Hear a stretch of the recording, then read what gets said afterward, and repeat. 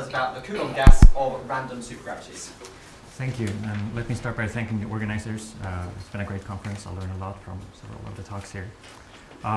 This work is based on a paper that came out in December, together with Liam McAllister, who talked about the paper 2 days ago, and also Tim Vrase, who's also at Cornell. And it's also based, most of it actually comes from a paper that's coming out soon, probably next week, maybe the week after, about supersymmetric critical points in supergravity. Right, so the outline of my talk is this. I'll talk about what we call random supergravity, what assumptions we're making in order to make a statistical treatment of the landscape. I'll then talk about Coulomb gases and random matrix theory, and since this is a 10-minute talk, I'll talk both very quickly and very briefly about it. Then I'll talk about supersymmetric vacua and their statistics, and then I'll finally mention some stuff about de Sitter vacua. So the statistical study of the landscape that we're basing our work on was pioneered by Denef and Douglas, and some other work by Douglas several years ago. What they imagined was that if you have a potential landscape, say you get some supergravity in 4 dimensions, which is very complicated supergravity, you can have many different vacua, and in particular you can have many different critical points. So if you want to study critical points and vacua statistically, well, what you first do is that you mark all the critical points out, and at all these critical points you compute the value of the superpotential, the value of the F term, and the value of the supersymmetric mass matrix, which is 2 derivatives on the superpotential, and similarly for the Keller potential. Now, once this is done, well, you have to fix the Keller gauge and you have to fix diffeomorphism invariance, but you can construct a distribution of the collection of the superpotential, the values of the superpotential at all these different critical points, and similarly for the F terms and 2 derivatives on the superpotential, which is the fermionic mass matrix. So if you want to do a statistical study of this, you can then start to think about the continuous distribution of these different quantities. So here I've marked the distribution of the superpotential omega mu theta. So mu here is the mean and sigma is the standard deviation. This is some complex distribution. And similarly, there could be other distributions for the F terms and for the supersymmetric mass matrices, but I didn't want to put out too many indices. But this way you'll get some distribution. Now the key point to the study that we've done and why it's even interesting is that for many interesting questions, the details of the distribution omega actually doesn't matter. So for instance, if I computed an element of the fermionic mass matrix and found that it had a flat distribution from, say, well, I think it's square root of 3 to minus square root of 3, and then I did some study with that, well, a lot of questions are actually unchanged if the distribution would change completely. These questions are those that are protected by the universality of random matrix theory, namely questions that are concerned with eigenvalues and eigenvectors of large matrices. So let me talk a bit about random matrix theory. What we imagine is that we have some matrix model. So we have, say, a Hermitian matrix M, and the entries of this matrix M are independent and identically distributed with some prior distribution function M, F naught. Here F naught would be, say, the uniform distribution or the Gaussian distribution, for instance. The key assumption, though, is that they're independent and identically distributed. Now, you can diagonalize this matrix, and you get some eigenvectors. You get an integration of the eigenvectors, and you get an integration of the eigenvalues. You can integrate out the integration of the eigenvectors because it only gives some volume. The key thing is the eigenvalues, and instead of having an independent measure for the different entries of the matrix, you now have a joint probability density denoted f of lambda 1 to lambda n for an n by n matrix, which is the joint probability distribution, and it has an interaction between different eigenvalues. So for instance, for the Wigner ensemble, for just an Hermitian matrix, it looks like this. So it has it's e to the something, and this prefactor to this something is beta, and it is an inverse temperature. It's called a Dyson index. It has temperatures 1, 2, and 4, or inverse temperatures 1, 2, and 4, if the numbers are real, complex, or quaternionic. There's a potential for the different individual eigenvalues, and there's also an interaction between the different eigenvalues. Similarly, if I would take a matrix and square it, this matrix that I square doesn't have to be n by n, say it's n by l, then the probability distribution has a linear potential, it still has an eigenvalue interaction, and it can also have a different term. I'll mention a distribution called C1, which is a 2n by 2n matrix, which is off-block diagonal. So you have some symmetric tensor, two tensor up here, and a complex conjugate. In this case, you get a partition function where the weight is given by this expression. So it's a quadratic potential, just as the Wigner case. It has some eigenvalue interaction and another force term, which actually pushes you away from the origin.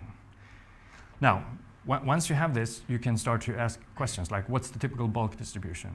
What's the empirical distribution of eigenvalues? For the Wigner case, you've seen this plot at least twice during this conference, in Gary's and in Liam's talk. It's the Wigner semicircle of eigenvalues of a Hermitian matrix. This is the real Wishart ensemble. It's the eigenvalue distribution of one of these square matrices. And the C1 ensemble looks almost like a Wigner matrix. The only particular feature it has is that it has a cleft here, so it drops to 0, very close to 0. Now, these joint PDFs, as you might have noticed, look very much like an actual partition function of a statistical system. And one can get a lot of mileage out of actually using statistical techniques on these ensembles. So the logarithmic potential that all these different joint probability densities had can be interpreted as an electrostatic interaction in 2 dimensions. The eigenvalues are real because these matrices are Hermitian. So the eigenvalues are confined to 1 dimension, but they're interacting with some 2-dimensional Coulomb static force. And then they're pulled to the origin by some quadratic or linear potential. And for the model, the Wigner plus Wishart model that Liam mentioned in his talk for n equals 1 supergravity, we've actually obtained this function, this joint probability distribution function. So we have the techniques of statistical physics, and we can employ them on questions about on the mass spectrum. But I want to talk primarily about supersymmetric vacua. The supersymmetric mass matrix in n equals 1 supergravity, F-term supergravity, is given by this expression. Here, C is the fermionic mass matrix. It's symmetric. It's given by 2 derivatives on the superpotential. So the mass matrix is C bar, C bar C, and then there's some off-diagonal part. And there's also a shift to negative values. So we've obtained a mapping that we'll present in this paper soon, where we take this Hessian, we solve it exactly, and we map it to a different ensemble, to an ensemble of real Wishart matrices that aren't really associated with the Hessian in an obvious way, but the joint probability distribution functions match. And then we can rephrase any question we have about the Hessian to a question about this other ensemble. Here, I will CAB, the fermionic mass matrix, obviously has a scale, the supersymmetric mass scale, so I'll factor this one out. And the result will depend on the relative ratio of this scale to the gravitational mass. So this is what the spectrum looks like. Suppose that we have large supersymmetric masses, so that the gravitational mass is small and the supersymmetric masses are large. Then we're almost in Minkowski space. So we have 2 branches in the spectrum, one colored red, one colored blue. And for each eigenvalue in the blue branch, there's an eigenvalue almost at the exactly same spot in the red branch. So they're compared. This is, of course, what you would expect from global supersymmetry. If you give a scalar or a chiral superfield a supersymmetric mass, both the real part and the imaginary part get the same mass. That's what's obvious in this picture, or that's what you get from it. If you start to increase the gravitational mass, well, the first thing you see is that you get some little support on negative values, and there's some kinks showing up in the spectrum.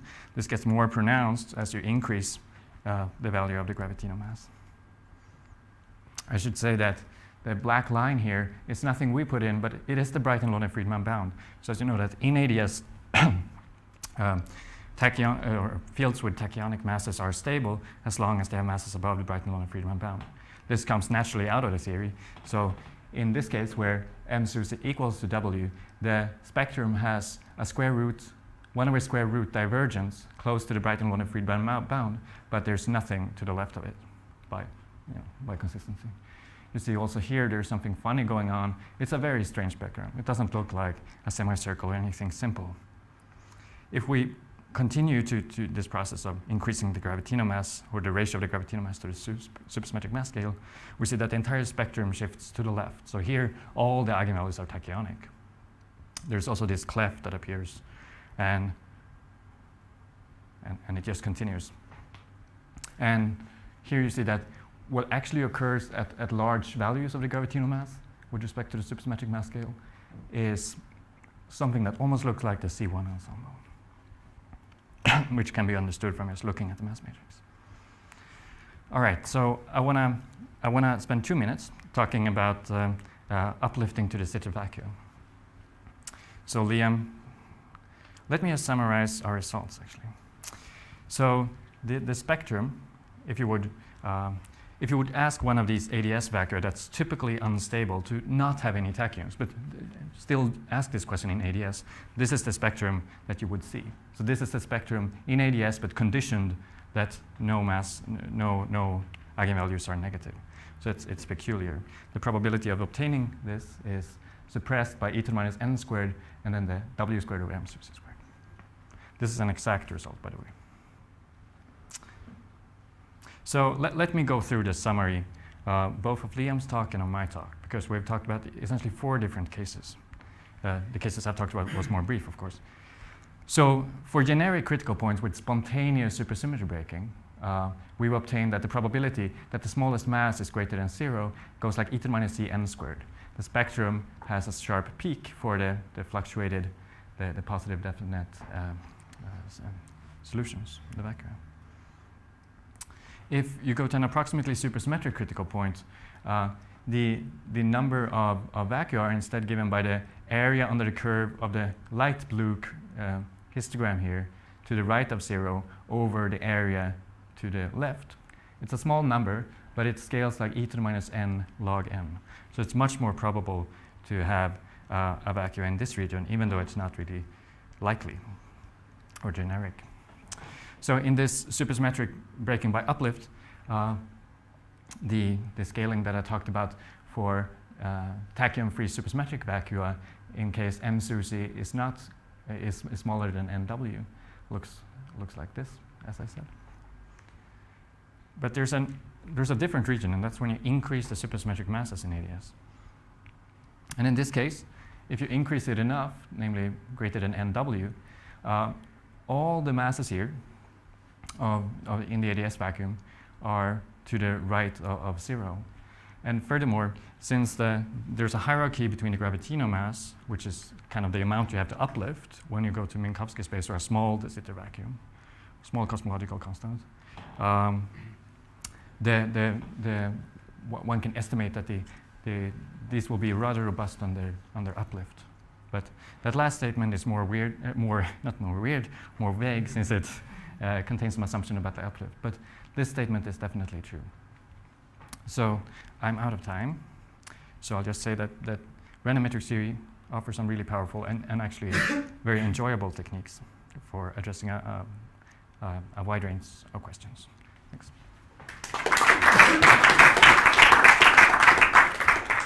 Questions? Can you remind us what n was? Oh, yes, sorry. N is the number of chiral superfields. So number of light moduli. So which scenario is number 3, case 3? Case 3. The one You mean minus n squared. This one? Yeah. Yeah.